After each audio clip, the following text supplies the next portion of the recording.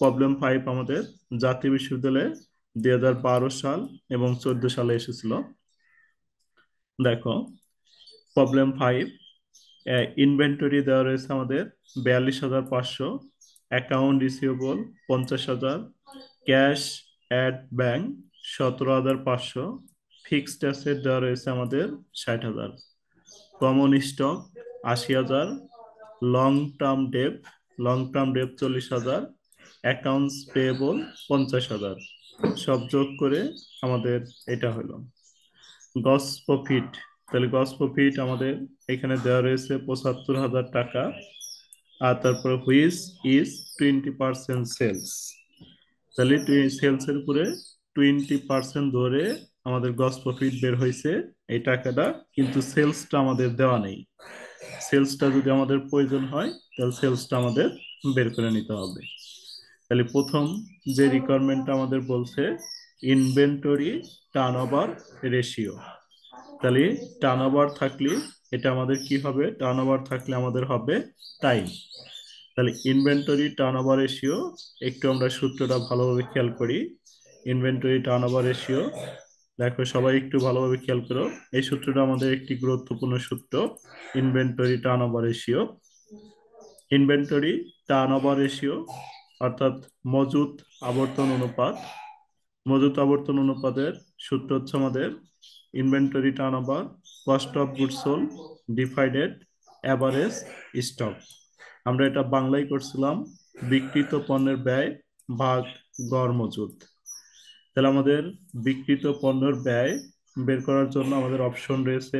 দেখো, এখানে আমাদের বিক্রিত পণ্যের ব্যয় বের করার জন্য দুইটা জিনিস লাগবে, একটা হলো নিট সেল, আরেকটা হচ্ছে গস প্রফিট। কিন্তু এই অঙ্কে আমাদের গস প্রফিট ছিল কিন্তু আমাদের সেল ছিল না। সেলসটা বের করার কিন্তু আমাদের কি আসছিল বলো? সেলসটা বের করার জন্য একটা অপশন দেওয়া আছে, পার্সেন্টেজ দেওয়া আছে। তাহলে এটা দিয়েও আমাদের গস প্রফিট বের করা লাগবে। কস্ট অফ গুডস সোল্ড, এটা কস্ট অফ গুডস সোল্ড না থাকতে পারে। কস্ট অফ গুডস সোল্ড যদি না থাকে তাহলে আমরা এইভাবে বের করব। তারপরে গড় মজুদ হচ্ছে আমাদের দুইটা মজুদ যদি থাকে, অর্থাৎ opening stock, closing stock, opening stock এবং ক্লোজিং স্টক, এই দুইটা থাকলে কি করব আমরা? দুইটি যোগ করে 2 দ্বারা ভাগ করলে আমাদের গড় মজুদ আসবে। তারপর এখানে বলছে ওপেনিং স্টক বা প্রারম্ভিক মজুদ না থাকিলে গড় মজুদ অর্থাৎ ক্লোজিং স্টক, এভারেজ স্টক নির্ণয় করতে হবে না, অর্থাৎ গড় মজুদ নির্ণয় করতে হবে না। তখন কি করতে হবে? এই যে ক্লোজিং স্টককেই এভারেজ স্টক ধরে নিতে হবে। তাহলে আমাদের কি ভালোভাবে একটু খেয়াল করতে হবে, দুইটা স্টক থাকলে কি করতে হবে? দুইটা স্টক যোগ করে, দুইটা স্টক থাকলে কি করবেন বলেন? দুইটা স্টক যোগ করে 2 দ্বারা ভাগ করে এভারেজ স্টক বের করবা। দুইটা স্টক যদি না থাকে তাহলে আমাদের যেটা আছে ইনভেন্টরি, যেটা আছে এটাকেই আমরা গড় মজুদ ধরে নিব। তাহলে আমরা 1 নাম্বার সূত্রটা লিখলাম। 1 নাম্বার সূত্রটা হচ্ছে আমাদের কি? Inventory turnover ratio. Inventory turnover ratio সূত্র হচ্ছে cost of goods sold divided average stock. তাহলে কস্ট অফ গুডস সোল্ডটা আমাদের দেওয়া নেই। বলো তো এই অঙ্কে এভারেজ স্টক নির্ণয় করতে হবে কি হবে না বলো? এই অঙ্কে এভারেজ স্টক নির্ণয় করতে হবে, একটু দ্রুত বলতে হবে। আচ্ছা। কেন এভারেজ স্টক নির্ণয় করতে হবে না? কারণ এখানে স্টক আমরা দেখতেছি সেটা স্টক বা অবশ্যই। ইনভেন্টরি একটাই রয়েছে। স্টক বা ইনভেন্টরি যদি একটা থাকে এটাই হচ্ছে আমাদের এভারেজ স্টক। এভারেজ স্টক নির্ণয় করতে হবে না। Cost of goods sold, cost of goods সোল্ডটা আমাদের এইখানে নাই, দেওয়া ছিল গস প্রফিট আর একটা পার্সেন্টেজ দেওয়া ছিল।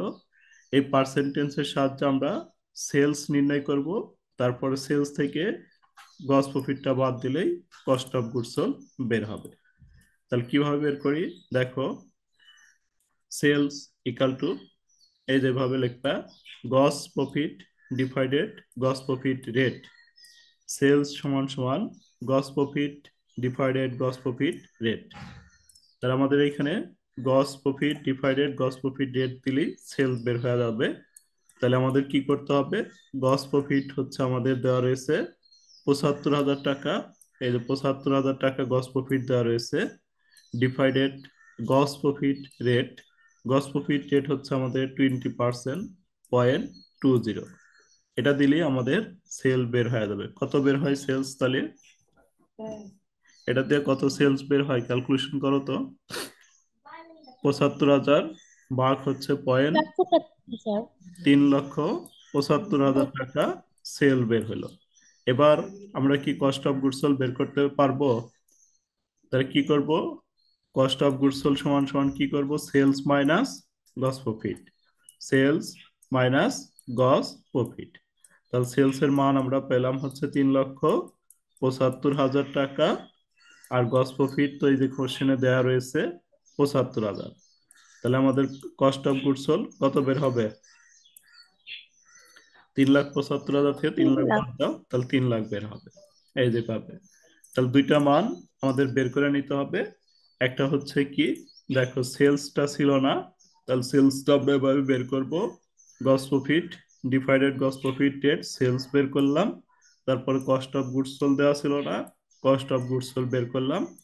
তাহলে দুইটা বের করার পর তারপরে আমরা কস্ট অফ গুডস সোল্ড এর মান এই যে উপরে বসাইলাম। কস্ট অফ গুডস সোল্ড হচ্ছে 3,00,000। এভারেজ স্টক, শুধু স্টকটাই হচ্ছে এভারেজ স্টকের মান নিয়ে আসলাম আমরা। নিয়ে এসে আমাদের ভাগ করলে যেটা বের হবে, এটার সাথে আমরা লিখবো হচ্ছে টার্নওভারের জন্য কি লিখতে হবে, টাইমস লিখতে হবে। টার্নওভারের জন্য টাইমস লিখতে হবে। তারপর আমাদের 2 নম্বর যে সূত্রটা, capital turnover ratio. Capital turnover ratio সমান সমান হচ্ছে সেলস ডিভাইডেড ক্যাপিটাল।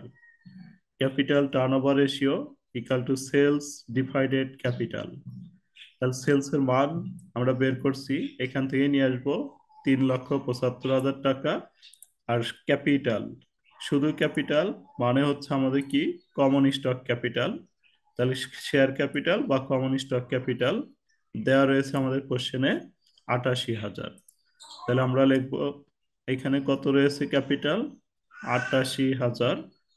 দেখো ক্যাপিটালটা হচ্ছে আমাদের হবে 88,000।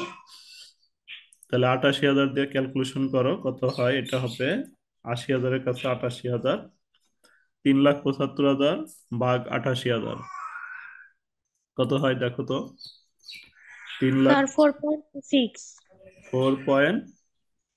4.26 টাইম। আচ্ছা, তারপরে আমাদের গেল হচ্ছে 3 নাম্বার। এরপরে হচ্ছে আমাদের 4 নাম্বারে কি চাইছে, 4 নাম্বারে আমাদের চাইছে হচ্ছে fixed asset turnover. Fixed asset turnover ratio. 4 number requirement হচ্ছে ফিক্সড অ্যাসেট টার্নওভার। তাহলে ফিক্সড অ্যাসেট টার্নওভারের জন্য আমরা লিখবো হলো, এই যে আমি আগেই কিন্তু বলছি, প্রতিদিনের এত সূত্র মুখস্থ না করে প্রতিদিন যে ক্লাসগুলো হবে সব ক্লাসগুলো দেখে, এই যে ইউটিউবে দেওয়া থাকবে, এখানে ইউটিউবে সিরিয়ালি করে দিবে, এখানে যে প্লে লিস্টে যাবা, প্লে লিস্টে যা রেশিও অ্যানালাইসিস, এখানে ঢুকলে সবগুলা সিরিয়ালি পাওয়া যাবে। আর প্রতিদিনের ভিডিও দেখে প্রতিদিন হয়তো 4-5টা সূত্র আসবে, 2-3 দিন পরে নিলে কিন্তু সূত্রগুলো আর আর নতুন আসবে না। অর্থাৎ 2-3টা ক্লাসের সূত্রগুলো যদি তুমি পড়ো তাহলে কিন্তু আর নতুন সূত্র আসবে না। আর একসাথে সবগুলো পড়তে চাইলে মনে রাখা পসিবল না। এজন্য প্রতিদিন ক্লাসের গুলো প্রতিদিন একটু খাতায় করতে হবে। দেখো ফিক্সড অ্যাসেট টার্নওভার, এটা হচ্ছে আমাদের cost of goods sold divided fixed asset. তাহলে নেক্সট ক্লাসে এই যে আমরা কয় নাম্বার করতেছি, 5 নাম্বার করতেছি, 5টা যে সূত্রগুলো আসলো এই সূত্রগুলো আপনাদের একটু ধরা হবে। সবাই একটু পড়ে নিন। আগামীকালই কিন্তু নেক্সট ক্লাস আছে, 5 নাম্বার ক্লাস পর্যন্ত সবাই রিপিট করে নিন। তাহলে আমরা পরের ক্লাসে এই সূত্রগুলো একটু ধরবো। কস্ট অফ গুডস সোল্ড এর মান আগেই বের করছি আমরা। কস্ট অফ গুডস সোল্ড আমাদের 3,00,000 টাকা ছিল। আর ফিক্সড অ্যাসেটের মান কোশ্চেনে দেওয়া রয়েছে। তাহলে আমরা ক্যালকুলেশন করলে যেটা আসবে এটা হচ্ছে 5 টাইম। তাহলে আমাদের 3 নাম্বার সূত্র গেল। এরপরে আমাদের 4 নাম্বার সূত্রটা বলছে average collection period. Average collection period, average collection period হচ্ছে এই যেটা, সূত্র হলো এটা, average collection period 360 divided ডেটর turnover ratio. এখন সমস্যা হচ্ছে এই সূত্র যদি আমি সরাসরি অ্যাপ্লাই করি তাহলে 360 তো সূত্র থেকে আসবে, আর ডেটর টার্নওভারটা আমাদের কোশ্চেনে নাই। তাহলে প্রথমে আমরা ডেটর টার্নওভারটা বের করে নিছি। এই যে ডেটর টার্নওভার ইকাল টু হচ্ছে credit sell, ডেটর turnover equal to credit sell average account receivable, average account receivable, average bill receivable. তাহলে এভারেজ গুলো কখন বের করতে হবে? যদি ওপেনিং থাকে তাহলে এভারেজ বের করতে হবে, না হলে শুধু ক্লোজিংকেই এভারেজ ধরে নিতে হবে। তাহলে এমকে কোনো ওপেনিং নাই, তাহলে শুধু ক্লোজিংটাই এভারেজ হয়ে যাবে। তাহলে এভারেজ অ্যাকাউন্ট রিসিভেবল 50,000 ভাগ করলে আমাদের আসবে কত? 7.50 টাইমস। তাহলে এই যে এটা ডেটর টার্নওভার কেন বের করলাম? ডেটর টার্নওভার তো আমাদের চাই নাই, ডেটর টার্নওভারটা আমরা বের করলাম জাস্ট এই যে এখানে আমাদের প্রয়োজন হবে এই জন্য বের করলাম। আমাদের চাইছে এটা যে এভারেজ কালেকশন পিরিয়ড।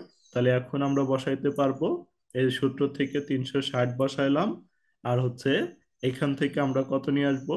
এখান থেকে আমরা নিয়ে আসবো হচ্ছে 7.5। এটা দিয়ে যেটা বের হবে পিরিয়ড, মানে এটা দিন বের হবে। আচ্ছা, আমরা কি এই পর্যন্ত বুঝতে পারতেছি নাকি কোনো সমস্যা হচ্ছে বলো? কোনো সমস্যা হলে বলো। হ্যালো আতিয়া, বুঝতেছি কি? তার সমস্যা নাই স্যার। আচ্ছা ঠিক আছে। তাহলে পরের রিকোয়ারমেন্টটা আমাদের কুইক রেশিও। কুইক রেশিওটা আমরা গত ক্লাসে অনেকবার কিন্তু করছিলাম, এর আগে কুইক রেশিওটা আমরা অনেকবার করছিলাম। তাহলে কুইক রেশিওর জন্য আমাদের কি সূত্র হবে? Quick ratio current asset minus inventory minus prepaid expense divided current liabilities. Current asset এর মান বসাইলাম, ইনভেন্টরি মান বসাইলাম, প্রিপেইড এক্সপেন্স নাই, 0 দিলাম।